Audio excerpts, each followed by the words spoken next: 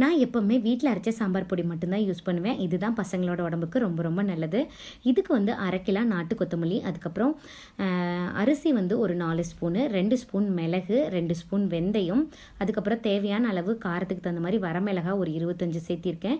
கட்டி பெருங்காயம் ஒரு சின்ன சின்ன கட்டி 2, அதுக்கப்புறம் ஒரு 25 கிராம் கடுகு, அதுக்கப்புறமா கடலைப்பருப்பு வந்து ஒரு 100 கிராம், துவரம்பருப்பு ஒரு 100 கிராம், ஒரு 25 கிராம் வந்து சீரகம் போட்டால் போதும்.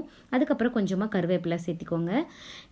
இவ்வளோதான். இதெல்லாம் சேர்த்திட்டு நீங்கள் வந்து என்ன பண்ணணும் அப்படின்னா, அடுப்பில் வந்து வச்சுட்டு கை பொறுக்கிற அளவுக்கு இதெல்லாம் சூடு வர அளவுக்கு வறுத்தா போதும். ரொம்பவும் வறுக்கணும் அப்படிங்கிற தேவையில்லை. அதுக்கப்புறம் இதெல்லாம் கொஞ்சம் நேரம் நிழல்லே காய வச்சுட்டு அதுக்கப்புறம் வந்து அரைச்சி எடுத்து வச்சிட்டோம் அப்படின்னா 3 மாதம் 4 மாதம் ஆனாலும் கெடாமல் ஸ்மெல் அப்படியே இருக்கும். நீங்கள் காய்கறிங்களுக்கு கூட இந்த பொடியை ஒரு ஸ்பூன் போட்டுக்கிட்டீங்க அப்படின்னா காயெல்லாம் அவ்வளோ டேஸ்ட்டாக இருக்கும்.